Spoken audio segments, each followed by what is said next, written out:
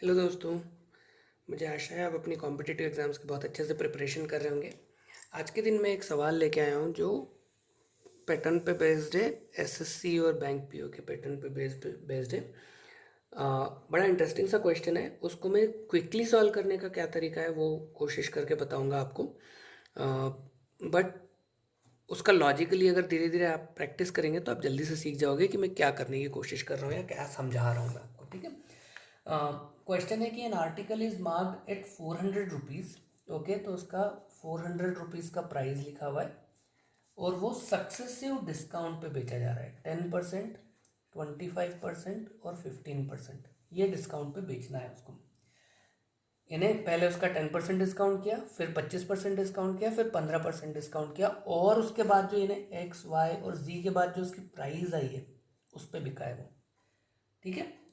सो उसकी selling price निकालनी है, यानी आपको ये वाली प्राइस निकालने की कोशिश करनी है और आंसर लिखना है। ठीक है। अभी आप एक चीज़ ध्यान रखना कि आप हर बार अलग अलग डिस्काउंट निकालोगे, इसकी ज़रूरत नहीं है।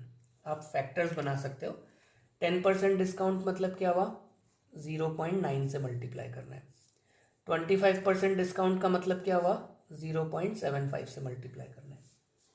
15% डिस्काउंट का क्या मतलब हुआ, 0.85 से मल्टीप्लाई करना है। ये मल्टीपल्स आ गए हैं ये आपके। ठीक है, ये मल्टीपल्स आ गए हैं आपके।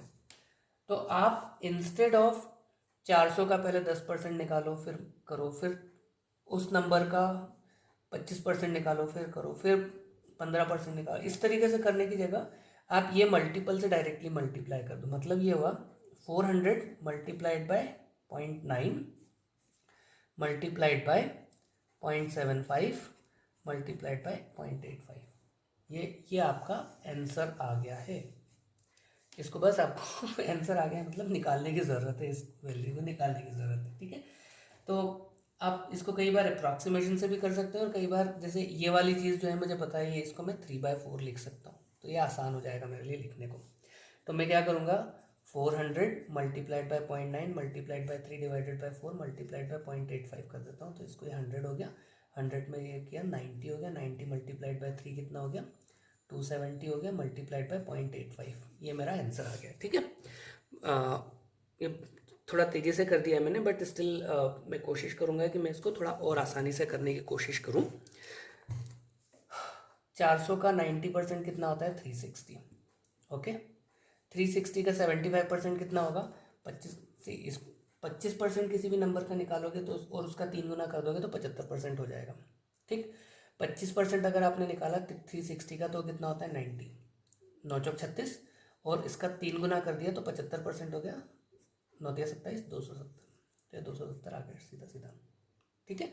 अभी अब एक और चीज़ और याद रखो, मैंने आई थिंक इसके पहले वो a² b² वाले फॉर्मूले जब लिखे थे उसमें मैंने इस तरीके से किया था।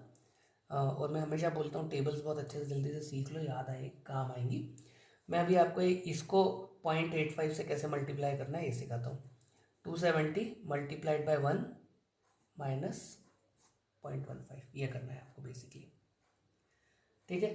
तो 15 से इसको मल्टीप्लाई करना आसान है कंपेयर टू 85 से इसको मल्टीप्लाई करना। ठीक है। तो हम ये 270 लिख देते हैं और माइनस ये आएगा 270 मल्टीप्लाइड बाई 0.15। तो ये 0 कट गया तो ये 1.5 हो गया। तो ये कितना होगा, 1.5 मल्टीप्लाइड बाई 27 और 15 सते 105 की 5 हाथ लगी 10, 15 दूना 30 और 10 40 और ये 1 दशमलव यहाँ पे था तो यहाँ पे आ जाएगा ये तो 0। ठीक है। और ये माइनस करना है पॉइंट, ये 9 हो गया। ठीक है। 7 में से एक हासिल इधर आ गई तो ये नहीं, ये हासिल इधर आई, ये हासिल इधर आई तो ये 2 हो गया, 229। सो आपने 400 रुपये के आइटम को 229 रुपीज़ में बेचा है।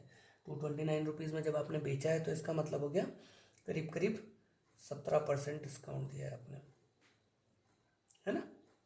ठीक है। चलो, मुझे आशा है कि आपको ये आइडिया पसंद आया होगा, ये ट्रिक पसंद आई होगी कि ये मल्टीप्लिकेशन इस टाइप से ये मल्टीपल निकाल लो इंस्टेड ऑफ परसेंटेज निकालते रहने के, और ये तरीके से गुणा करना भी आसान हो जाता है। Thank you so much for watching this video. Please like share और कमेंट कीजिए वीडियो के ऊपर और अपनी प्रॉब्लम्स भी शेयर कीजिए। और मेरे चैनल को सब्सक्राइब कीजिए, जिससे कि मुझे कॉन्फिडेंस मिले और इस तरीके के वीडियोज़ आपके लिए लेके आने के लिए। Thank you so much and wish you all the very best.